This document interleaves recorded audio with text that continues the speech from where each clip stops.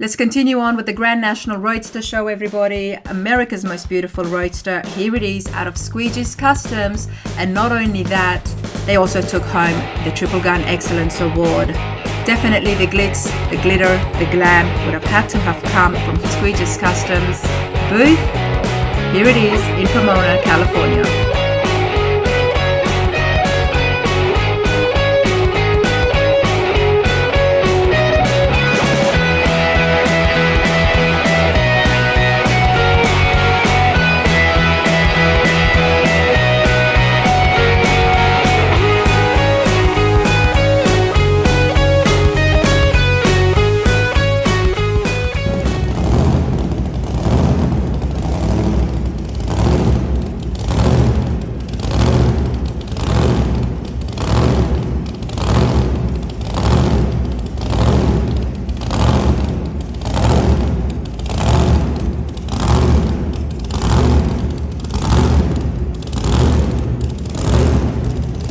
Like so many beautiful boots and brilliant customs here. We have something that is going to stick with me for the rest of my life.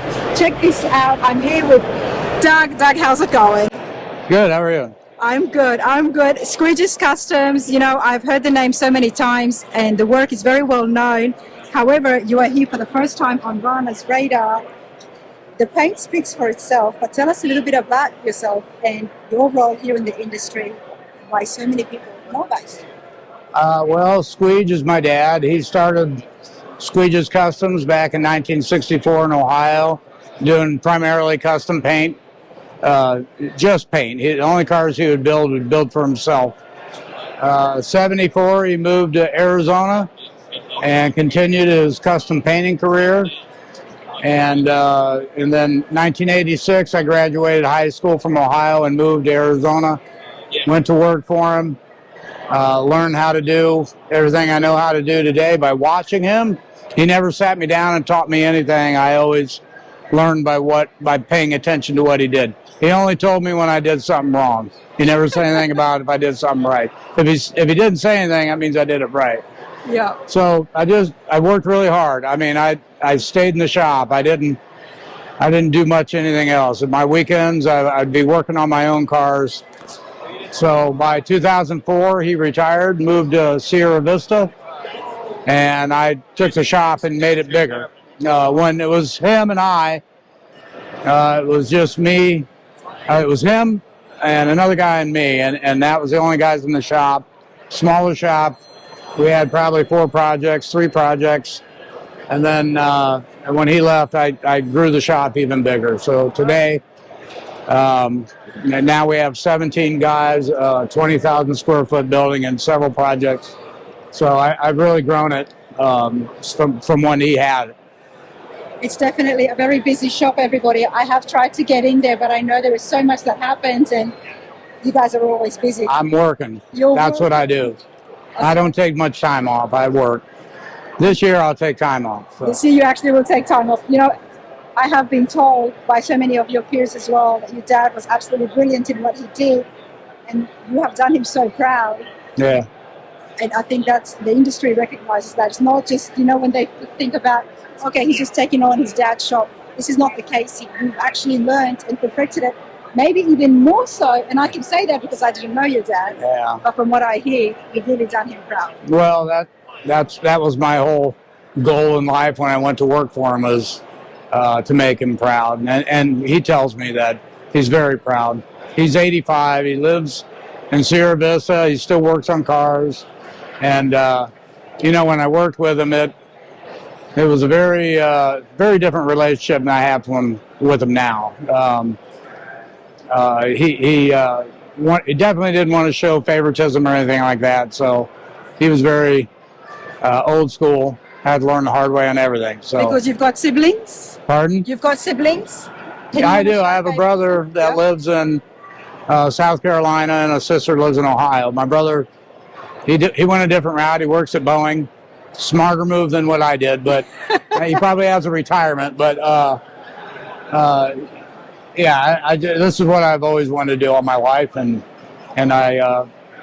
I'm doing it. So well, you know, can I just say this? And I'm sorry to my dear friends and other hardworking people who've got so many brilliant builds here.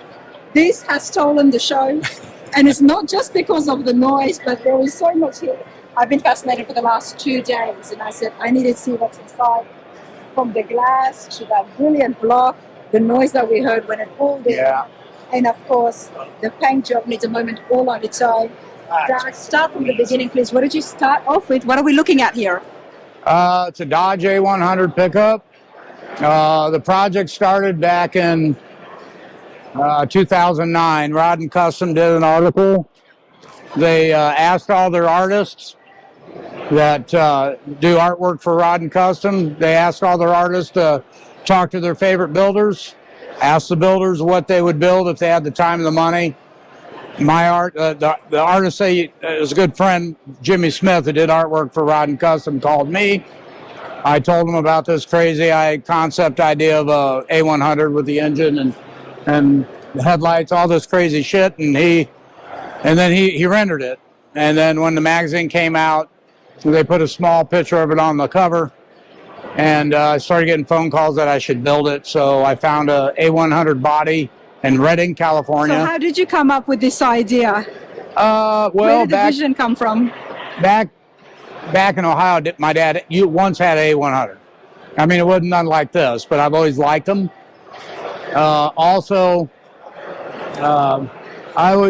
I was growing up, the Dom Perdome and Mongoose always had the wings off the back of the funny car's roofs. Yep. So I always liked that idea and the split funny car wing style. So that was always, I grew up with that era where they actually took funny cars and painted them nice and polished and chrome plated parts, so they took pride in their creations.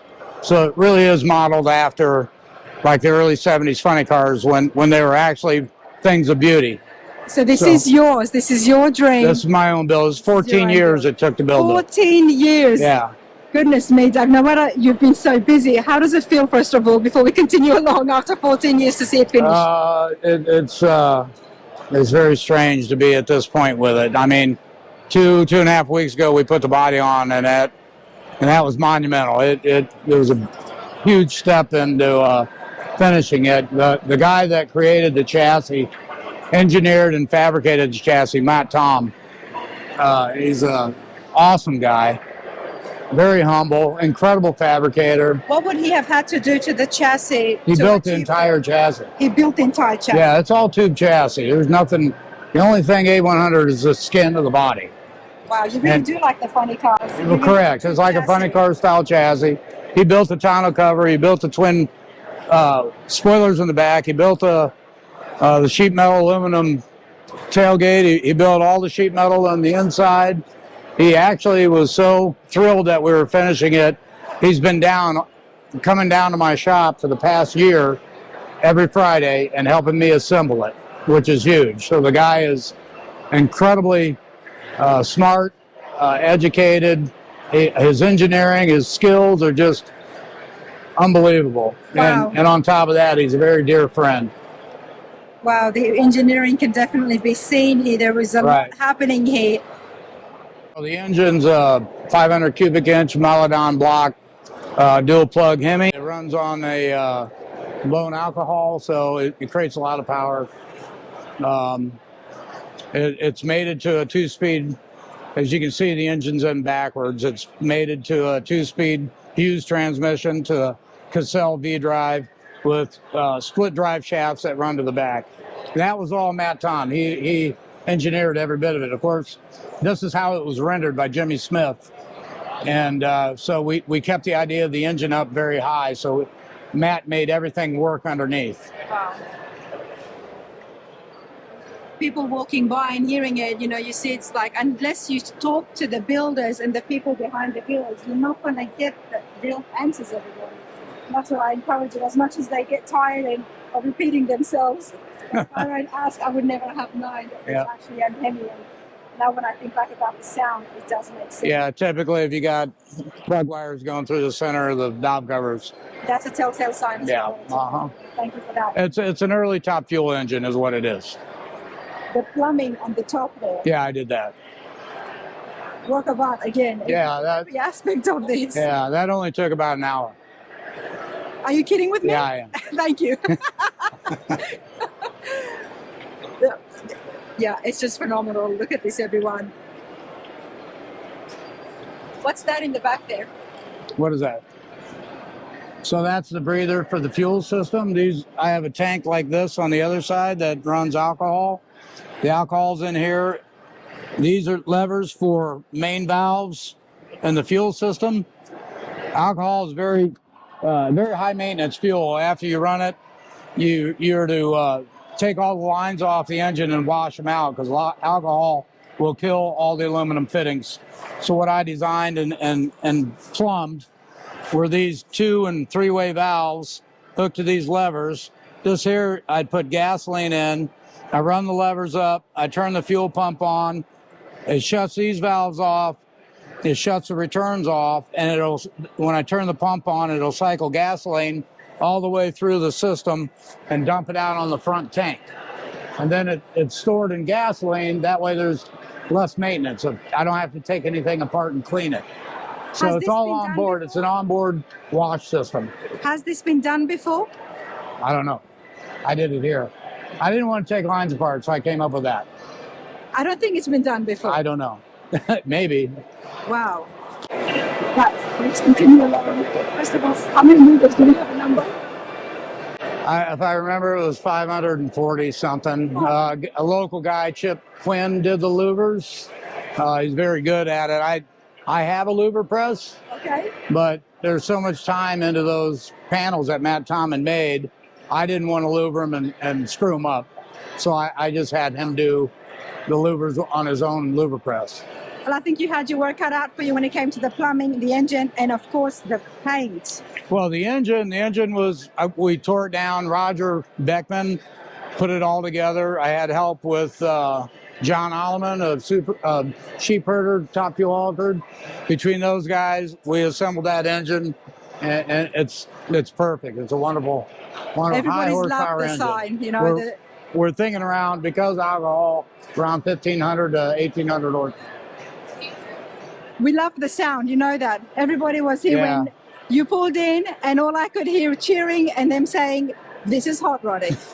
It's the sound of hot rodding, everyone. Yeah, but I was told, someone ran up to me and said, it was a lady, she says, when I was rolling it in, all these older men turned into 12-year-old kids with cameras giggling as they was coming by. So that's great to see, bring a smile on people's face. I think it's awesome. Oh, I think it's going to be bringing a lot of smiles. I'm so happy that you're here and you finished it so we can see. But Doug, I want to know about the paint. Okay. There's so many steps and stages involved here. Uh-huh. There is a lot happening. The best that you can to make us understand a little bit about the process of what's involved. Okay. Well, I began by shooting a solid yellow, and then I applied gold pearl on that, and then I made a translucent or yellow candy.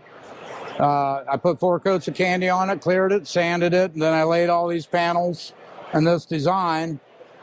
And then, so you can see, this is the original yellow that I started with. This being orange, that's the candy fading to this lighter color. So that's how gradual the blend is on all this. And you can see how it fades dark to light and dark to light in here.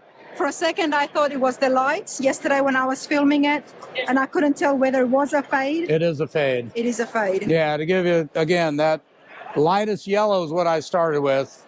The rest of that orange is all candy on top of that yellow. Wow.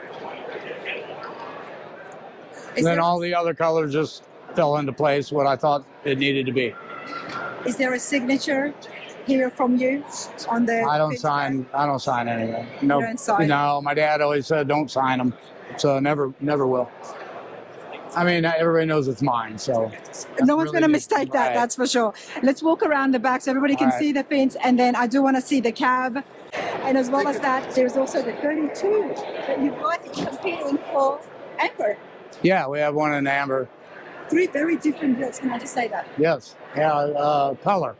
3 different colors as well. Well, we brought bright color.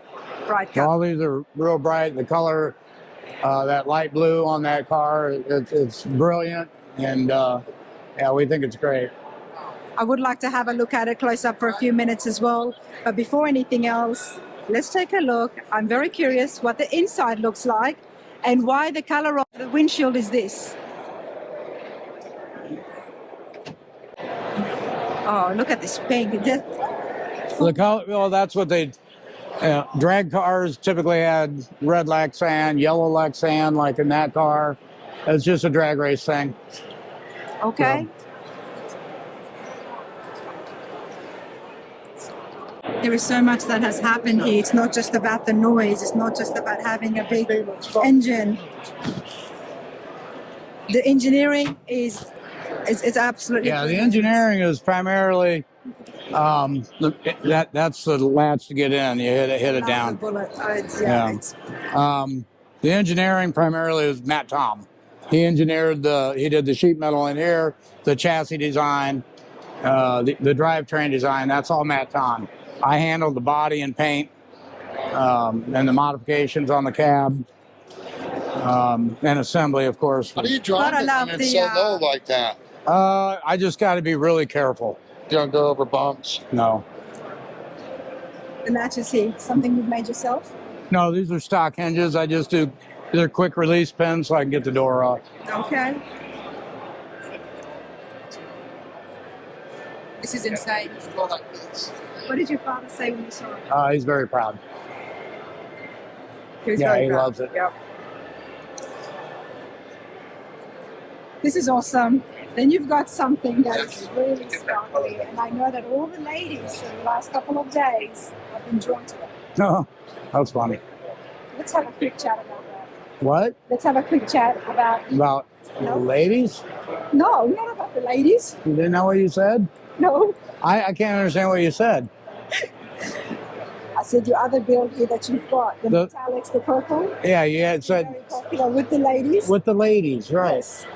We love it. You want to talk about the ladies? I don't want to talk about the ladies. It's the end of the day, everybody, okay? You want to talk about that? Of course I do. But we can talk about the ladies if that's what No, you like. no, I'm married. I'm happily married. Just like this happened. Okay, something so bright. How did this come together? This is my buddy Jason right there. He's been staying with you. Yeah. He owns this. Hey, Jason. Please come over here. No, I'm good. No, you'd have to come in here. He owns this. Yeah. Wow.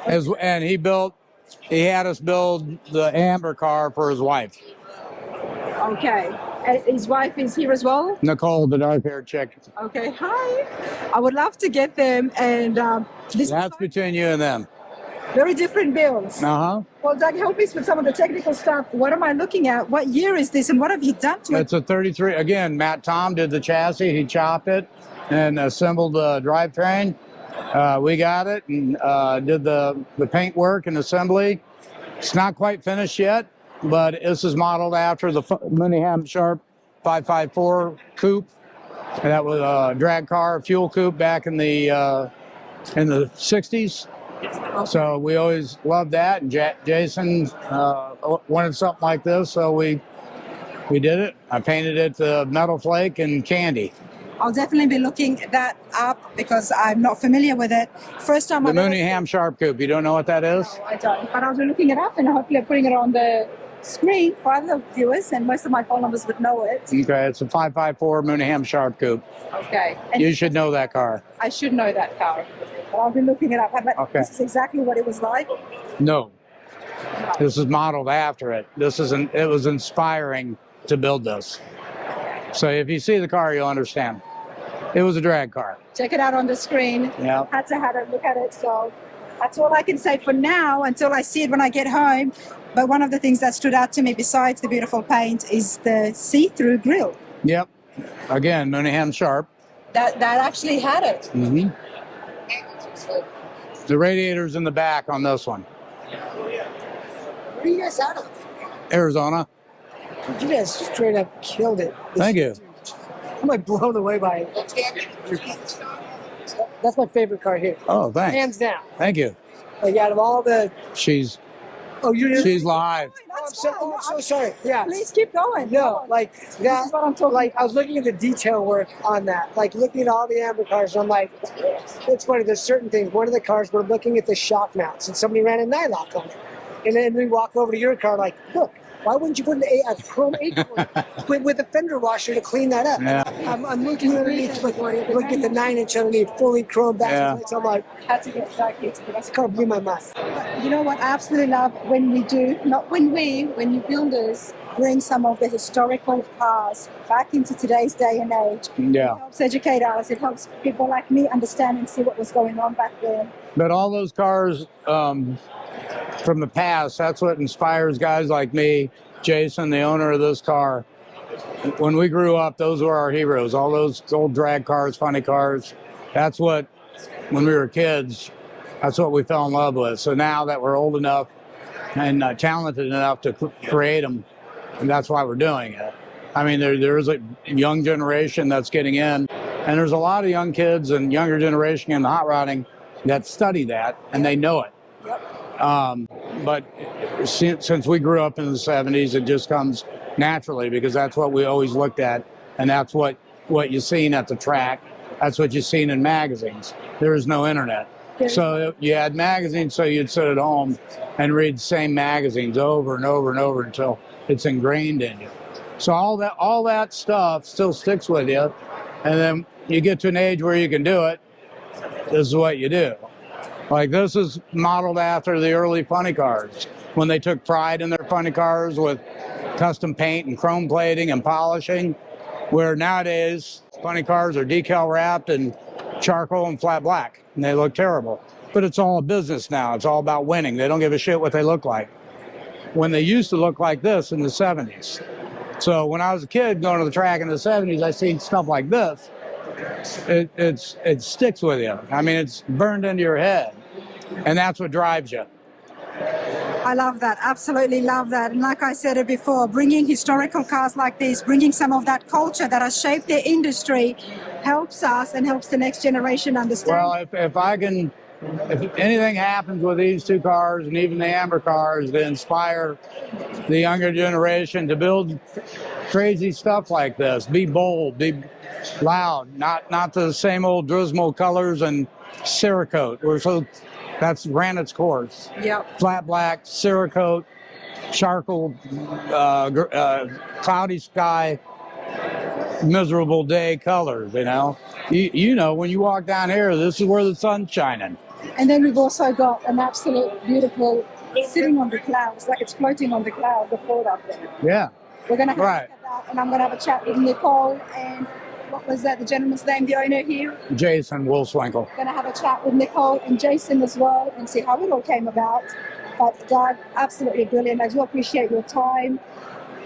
We're going to chat more about this with the owners. Like I said, back then it was all bricks, and now with social media, let's keep the culture alive. Let's keep the industry going. Doug, you're awesome. And hey, guess what? I will be coming to the shop in Haslingville again. Okay. Sounds good. Thanks. Thank you. All right, everyone, let's continue looking at some of the beautiful cars here contending for America's most beautiful roadster. The blue 32 Ford definitely caught my attention, and I love it even more that it belongs to Nicole. We've got Macy here as well. And congratulations. Thank you. This is absolutely beautiful. I love it. I bet you do. I don't even feel worthy of owning it. Don't say that. You're gorgeous. It's so fitting to have a 32 Ford absolute hot rod and to have a lady, a beautiful lady like Nicole own it. Before we look at the car in detail, tell me a little bit about yourself. You're here at the Grand National Roadster Show, your connection with the classic cars. Well, you know, I used to work for Doug at Squeeg'S. Okay. About 13 years ago, I worked for him. And when you work there, your dream is just to roll out in one of these cars. What was your role? What did you do there? For Doug, I hung out and answered phones, did some Nice. accounting. It was more of a hobby than it was a real job. But everybody just hangs out there and has a great time. So it's that kind of place. If you're a car guy, that's the place to be. I have heard about it, and we've had a detailed chat with Doug from Squeeg'S Kustoms, and like I told him as well, very, very respected. The reputation is right up there. Of course, Squeeg'S Kustoms is behind the build here. They have brought 3 very different builds this year. Yes. So you were very familiar with him. You knew his style. Absolutely brilliant painter, to say the least. Unbelievable. Tell me about the 32 Ford. Did you go out looking for one? Did you already have one in possession? I did not have one in possession. You know, I'm a car guy. I was born in Buick City. My grandpa was a Buick guy. He built his own cars. Okay. So when this Ford came available, Doug called and said, this car popped up. I know you want to build one. Are you interested in this one? We can put that Buick Nailhead in it. And I was sold on it. I mean, it's a beautiful car. It is absolutely. And we went through, I don't know, 15 different colors. And he sprayed this blue, and we looked at it outside, and it just knew this was the color for the car. When it comes to building something like this, especially when you've got Doug, who's so good at his art, you are going to experiment with a lot of different colors. Yes. And I love hearing that, because colors is one of the things I can never decide on. So anytime I come across somebody who also went through a number of different color options, it makes me feel a lot better, that's for sure. Yes. Now, the color you definitely chose, but what else? Now, he said Nailhead engine. Tell me a little bit more about the engine there. So it's a Buick Nailhead. I mean, you can see they painted it to look like a piece of candy. It's amazing. It's a strong, big motor. They've got it attached to a 700 R4 transmission, so the car looks beautiful and ladylike, but she's real strong. I bet she is. Ladylike, floating like a cloud. It's on a cloud. I love the display as well. I want to bring everybody in that while this looks absolutely spectacular here Stay right beside me, in front of us, the body, the engine, so much work has been put in here. Take a look at the pictures of the chassis underneath. Nicole, this is insane. It is. There's not a part of the car that's untouched. Macy, what year is it? 1932, that's right. And what do you think about your mum's new car? I really like the color. It matches the nails perfectly. It matches the nails perfectly. Can you come over here? It does match the nails perfectly. Are you excited to go for a ride in it? I love the fact that you are here, Macy, because you're getting exposed to all the beautiful cars, and they're not from here, they're from a very long time ago. So when you grow up, maybe you'd want to have a hot rod as well. All of our kids are car guys, so she just might be her, so I think so. You're an absolute car family, Nicole, because while you're here with the 32 Ford, your husband is here with something completely different. He is. His is unbelievable. It's in a different class. It's a bold, it stands out. First, when I saw it, I thought, okay, this has to be a lady owner. I didn't know the story behind it, and we are going to have a good chat and check it out as well. But coming back to the 32 Ford, what input did you have, Nicole? I know that you've got a relationship with Doug, you worked there, so he knew you knew each other, but did you give any input in the build? So a little bit. I mean, you know, when Doug comes to you, obviously chose the color, and he had no influence in that. He just allowed me to pick what I wanted. But when it came to all of the lines, we knew they were going to be there. But when Doug comes and says, I think we should do it this way, you'd be silly to argue with him and try to do it your own way. You just have to follow his lead, because you look at it. For him, you know. Yes, I know what he can do. You know his way. His vision is different. Let's walk around over here. This is just, yeah. From every angle that you see this, I mean, I am going to say it, America's most beautiful roadster for 2026 is what we're looking at here right now. I really hope so. I think so. I think so as well. This is spectacular. One time I saw a yellow one on the street. Can I say one word? I was just having a chat with Chip, and I asked him his opinion. I said, well, what do you think of everything? He goes, oh, there's some beautiful cars. I said, what do you think about the 32 Ford out of Squeeg'S Kustoms? And he said, it's a beautiful roadster. There's a lot of beautiful cars here, a lot of beautiful roadsters. But the 32 Ford would be beautiful in the future in 10, 20 years' time. I believe it's true. That is a huge compliment, because it is timeless. It's a color that we're never going to get sick of. It's a color that's never going to go out of style. Nicole, what is your plans? I'm going to drive it. You're going to drive it? I'm going to drive it. I know Doug has a lot of plans. Good Guys has been asking me to bring it there, and a few places that Doug probably has planned to show it, but I want to drive it. It starts like a new car. It drives easy and it's fun. You have to put this on the road. And of course, you've got to have Macy sitting next to you, right? You want to go for a ride in this? That's right. Exactly. Everybody wants to see it. The undercarriage, the suspension, everything has been done to the highest level. It's not just about the body or the paint when it comes to Squeeg'S Kustoms. Very well known for their brilliant builds. This is spectacular. 2026, everyone. Bottom blue to match the top of the car. Really? So they can put the mirror under so everybody can see. So everybody can see that the effort and detail doesn't just stop where the eyes can see it. You know, it continues on. An absolute work of art. Let's continue along and see what else is here from Squeeg'S Kustoms. Thank you so much, Nicole. Thank you. At Squeeg'S Kustoms, the booth, brilliant truck, and then we've got something very bright. I'm here with Harrison. This is Harrison and his dad's hot rod. Yes, ma'am. Hey, man, how's it going? Good, great. You enjoying yourself? Hell yeah. Tell me, all right, first of all, you're on Rana's radar. What's your favorite hot rod? My favorite hot rod of all time? I'd have to go with a 34 3-window coupe. You're in the right place, you know that. Yeah, exactly. This is the show for the roasters, for the coupes. You guys have something here. Your dad has built something, or has had Doug and the team at Squeeg'S Kustoms build something very, very unique and very historical. Yes, ma'am. Please tell my viewers what this is right here behind us. Yeah, so this is a 33 sedan, Ford sedan. It was inspired by the 554 race car coupe. And yeah, they started both these builds 13 years ago. Yep. And yep, this is very old metal flake from the 70s, very hard to find nowadays. So they bought a couple jars back in the day and have had them all this time.